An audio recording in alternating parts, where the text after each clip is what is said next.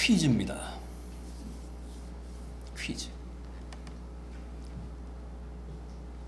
사람은 누구나 남자와 여자 사이에서 태어납니다. 그런데 남자도 여자도 없이 태어난 사람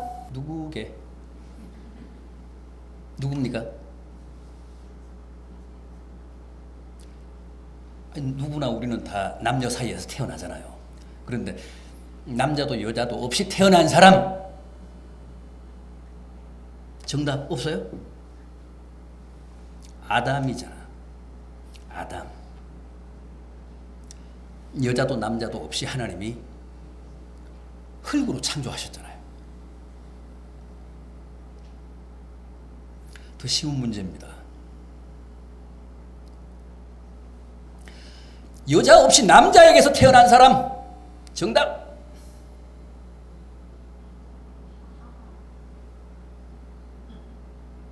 누굽니까? 하와죠. 하나님이 아담의 갈비뼈로 하와를 창조하셨잖아요. 이번 문제가 메인입니다.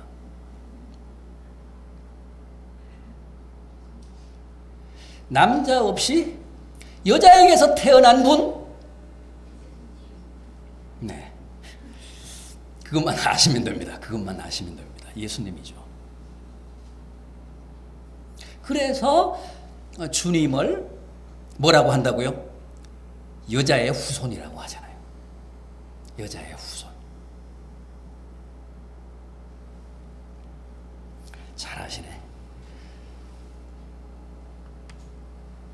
요즘은 성탄절이 온 지구촌의 최대 축제잖아요. 그런데 지금으로부터 2013년 전 첫 성탄절은 결코 그렇지 못했습니다. 참 쓸쓸했습니다. 참 썰렁했습니다.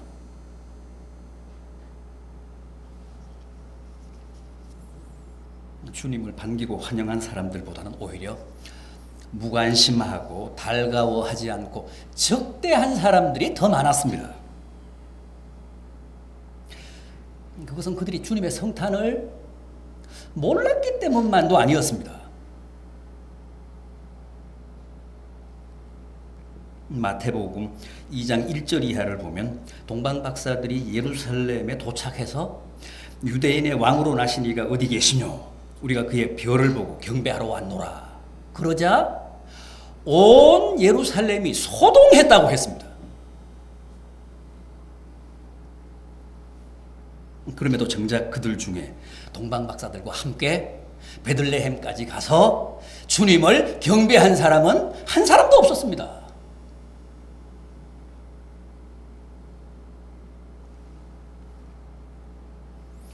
더구나 대제사장과 서기관들을 보십시오. 헤롯이 대제사장 서기관들을 불러서 물었습니다. 그리스도가 어디서 나시겠느냐? 쪽집게입니다. 베들레헴에서 탄생합니다.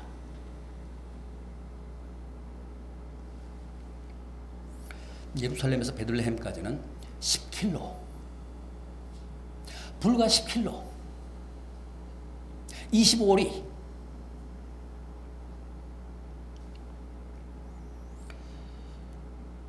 그렇게 헤롯에게 베들레헴에서 태어나신다. 정답을 가르쳐 주면서도 누구 하나 그 베들레헴까지 가서 성탄하신 주님께 경배한 제사장이나 서기관은 없었습니다.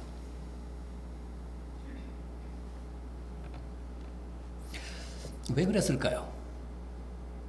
대제사장, 그다음 제사장, 서기관들은 직업적인 종교인들이잖아요. 아마 자기들에게 위협을 느꼈는지도 모르겠습니다.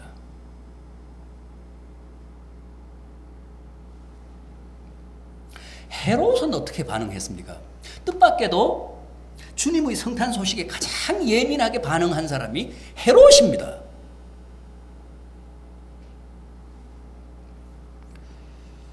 동방 박사들이 그에게 가서 유대인의 왕이 어디에서 태어났느냐 하고 물었거든요. 아니 헤롯 자기가 왕인데 또 왕이 태어났다고 하니까 기절초풍한 거죠. 그래서 당장에 자기 권력에 위협을 느끼고 군사들을 풀어서 베들레헴 주변의 2살 이하의 영아들을 다 살해했습니다.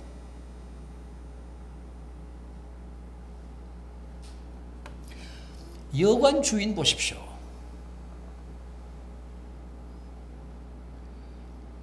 찾아오신 주님마저도 문전박대해서 쫓았잖아요. 그때 요셉이 웃돈을 더 얹어줬다면 그래도 쫓아냈을까요? 방이 없다고 했을까요?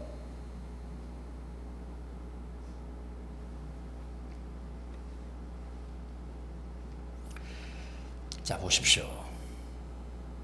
권력자는 권력자대로 자기의 권력을 지키기 위해서, 또 종교인들은 종교인들대로 자기들의 기득권에 어떤 위협을 느껴서, 또 장사꾼은 장사꾼들대로 대목을 노려서, 또 일반 백성들은 일반 백성들대로 그들의 만성병인 무관심 때문에 다 주님의 성탄을 기뻐하거나 축하하지 못하고 도리어 외면하고 반대하고 회방했습니다. 그게 지금으로부터 2000년 전의 첫 성탄의 모습이었습니다.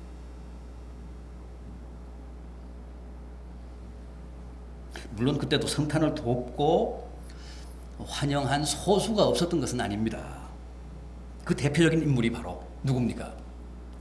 오늘 본문의 주인공들인 요셉과 마리아였습니다. 여러분들은 혹 그런 생각 안 해보셨습니까? 하고 많은 사람들 중에 왜 하나님이 요셉과 마리아를 택하셔서 주님의 성탄을 이루셨을까? 왜 다른 사람은 아니고 하필이면 요셉과 마리아였을까?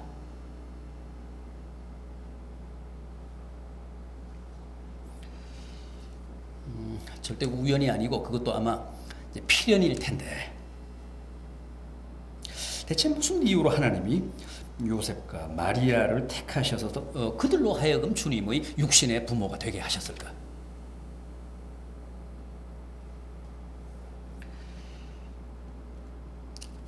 오늘은 주님 성탄의 최대 수훈자들인 이 요셉과 마리아가 대체 어떤 사람들이었는지 한번 확인해 보도록 하겠습니다. 우선 요셉과 마리아는 살인적인 순종의 사람들이었습니다.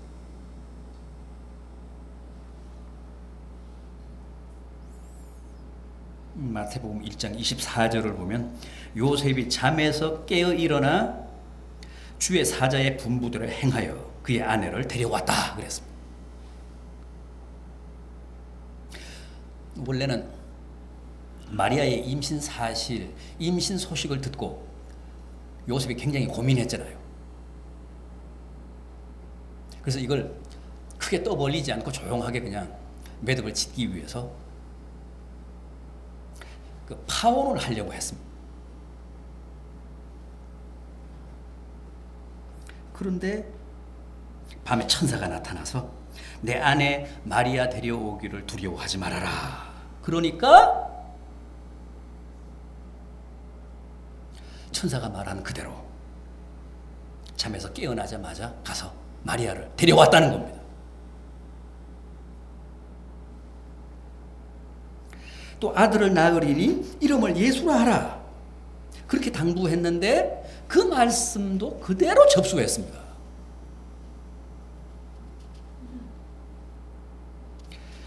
마리아도 그렇습니다. 천사가 보라, 내가 잉태하여 아들을 낳으리라 그랬을 때 그가 뭐라고 했습니까? 주의 여종이 오니 말씀대로 내게 이루어지리이다. 약혼 중인 처녀한테 아기를 낳으리라고 하는데도 주의 여종이 오니 말씀대로 하소서.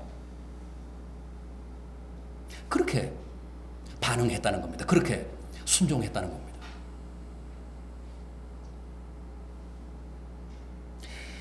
신명기 22장을 보면 처녀가 약혼한 후에 다른 남자의 아기를 잉태하면 그 둘을 다 성 밖으로 끌어내어 돌로 쳐 죽이라고 그랬습니다.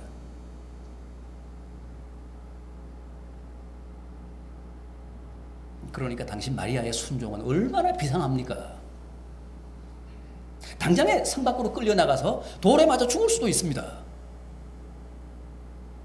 그런데도 이의 제기를 하지 않고 저는 주의 계집종입니다. 주의 여종입니다. 처분 대로 하십시오. 그저 말씀하시는 대로 제가 순종하겠나이다.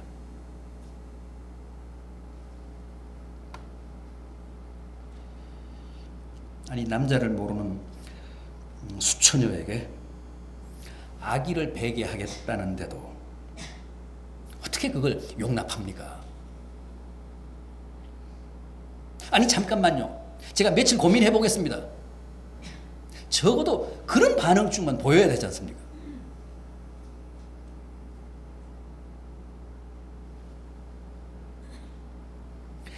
또 남의 아기를 임신한 약혼녀를 아내로 맞으라 그러는데도 요셉이 눈 뜨자마자 가서 데리고 왔다는 거 보십시오.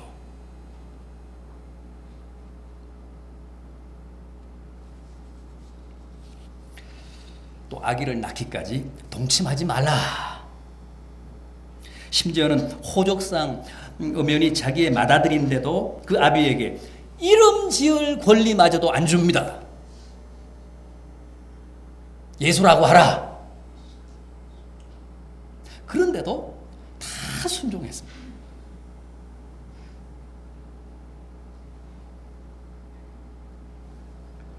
정말 초인적이잖아요. 그야말로 살인적이잖아요.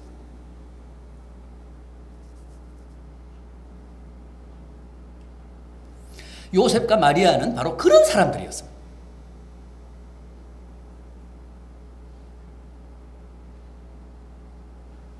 한번 생각해 보십시오. 만약 요셉과 마리아에게 그런 순종이 없었다면 과연 성탄이 성사가 될 수 있었을까요?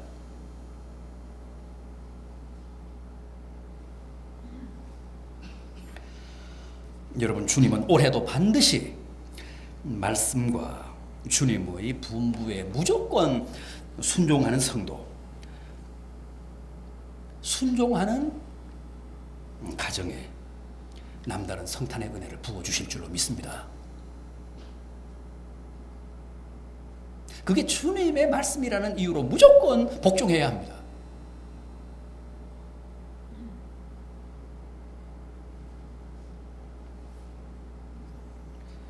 뿐만 아닙니다. 그들에게는 비상한 믿음이 있었습니다. 요셉을 보십시오. 마리아와 약혼을 하고 이제 결혼할 날만 손꼽아 기다리고 있는 중입니다. 그런데 이게 웬 날벼락입니까? 자기 약혼녀 마리아가 임신을 했다는 소문이 들리는 겁니다.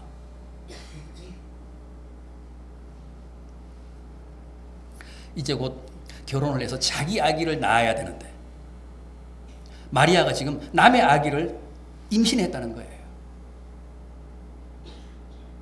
환장할 일이잖아요.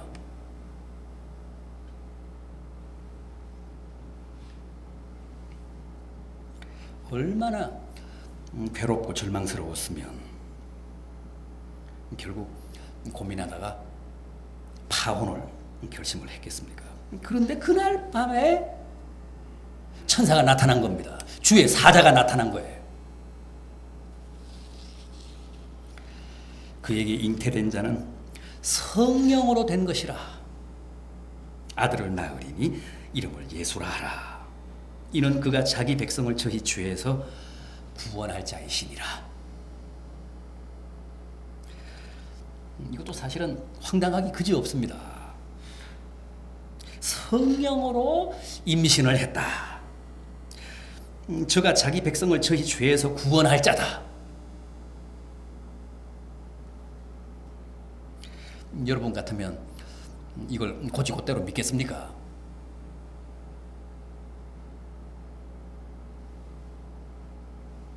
그런데 요셉은 그대로 믿었습니다. 일말의 의심도 하지 않았습니다.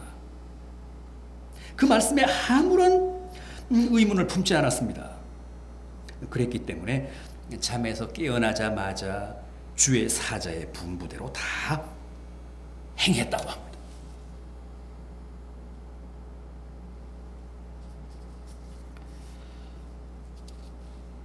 참 대단한 믿음이 아닐 수 없습니다.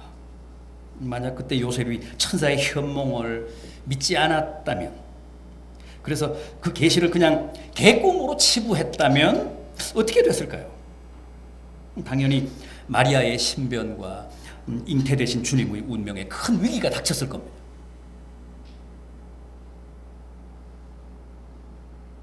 그러나 요셉에게는 확신이 있었습니다. 그래서 당장 마리아를 데려다가 책임지고 마리아를 보호했습니다.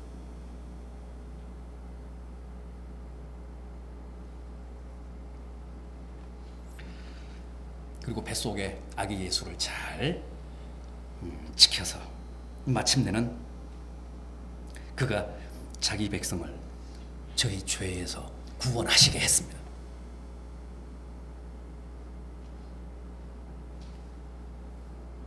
마리아는 또 어떻습니까?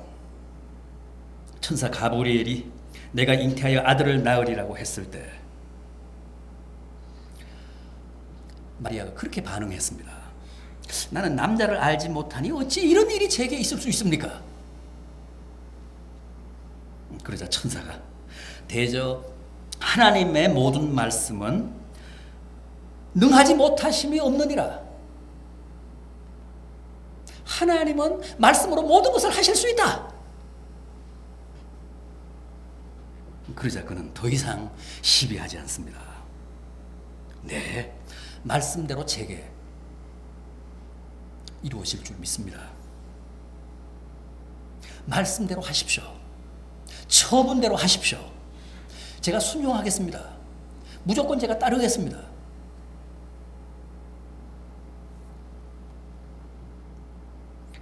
누가복음 1장 45절을 보면 세례 요한의 모친인 엘리사벳이 하나님을 찬양하면서 마리아에 대해 믿은 여자에게 복이 있도다 그럽니다.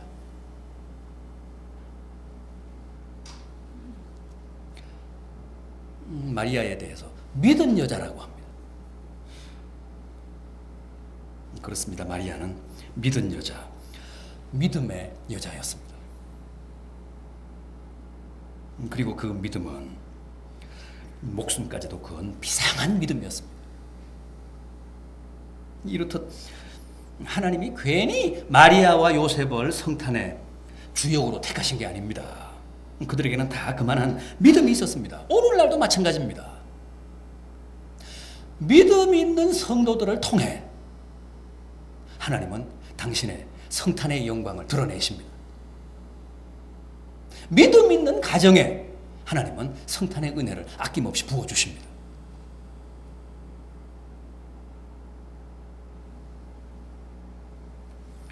올해도 주님은 반드시 요셉과 마리아와 같은 믿음의 사람들을 통해 이 땅에 새롭게 성탄하십니다.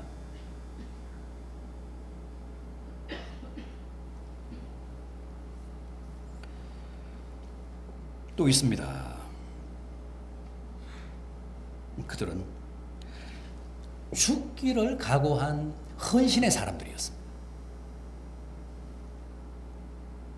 마리아는 인공수정이 아니라 성령수정을 통해 성탄이 가능하도록 자기의 몸을 온전히 하나님께 바친 여인이었습니다. 저의 온몸을 하나님께 맡깁니다. 뜻대로 하십시오.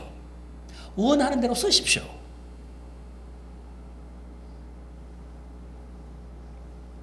정말 죽기를 각오한 헌신이었습니다.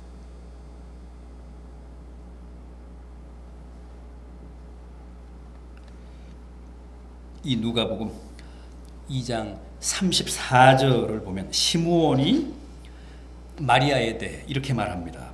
칼이 내 마음을 찌르듯 하리라. 정말 마리아의 헌신은 칼이 그 마음을 찌르듯한 모진 아픔이었습니다. 그럼에도 누가복음 1장 46절 이하를 보면 마리아가 오히려 이렇게 고백합니다. 내 영혼이 주를 찬양하며 내 마음이 하나님 내 구주를 기뻐하였으면 그의 여종의 비천함을 돌아보셨습니다.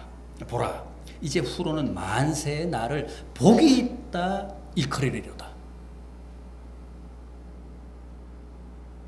그런 칼이 마음을 찌르듯 하는 와중에서도 이렇게 하나님을 찬양하며 기뻐하며 그에게 주어진 사역에 최선을 다했습니다.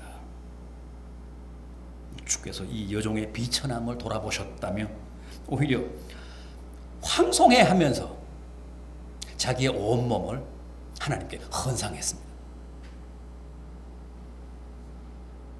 그리고 스스로 예언한 그대로 만세에 복이 있는 여자가 됐습니다. 장차 사람들이 만세에 복이 있는 여자라고 말할 것이다. 자기에 대해서. 마리아가 가장 복이 있는 여자로 평가되잖아요. 복이 있는 나머지 가톨릭에서는 완전히 숭배까지 하잖아요. 마리아 앞에 기도까지 하잖아요. 그건 지나쳤고 그건 넘치는 것이고 참으로 마리아야말로 만세에 가장 복된 여자인 것은 확실합니다. 요셉도 그렇지 않습니까? 결혼을 하고도 1년이 넘도록 첫날 밤도 못 가진 아내를 끝까지 잘 지켰습니다. 헌신적으로 외조했습니다. 그래서 안전하게 또 확실하게 성탄을 성사시켰습니다. 성탄이 가능하게 했습니다. 그래서 마리아를 유사일의 가장 복된 여인으로 만들었습니다. 또 자기 피 한 방울 섞이지 않은 아들이지만은 헤롯을 피해서 애국으로 피난을 갔다가 헤롯이 죽자 다시 나사렛으로 돌아오는 고난을 감수하면서도 끝까지 주님을 인류의 구세주로 양육했습니다.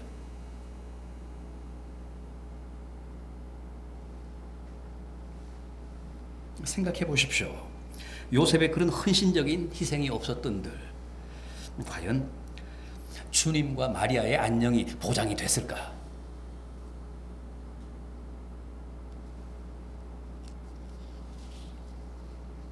요셉이야말로 자기는 드러내지 않으면서 대신 아들과 아내는 역사상 가장 위대한 존재로 만든 훌륭한 헌신자였습니다. 희생자였습니다. 하나님은 올해도 이렇게 이름 없이 빛 없이 충성하고 희생하는 헌신자들을 통해 성탄에 무한하신 은혜를 베푸실 줄로 믿습니다. 부디 이 요셉과 마리아의 아름다운 헌신을 여러분들이 다 계승하셔서 여러분과 여러분 가정에 올해는 정말 풍성한 성탄의 은혜와 축복이 임하시기를 진심으로 기원합니다.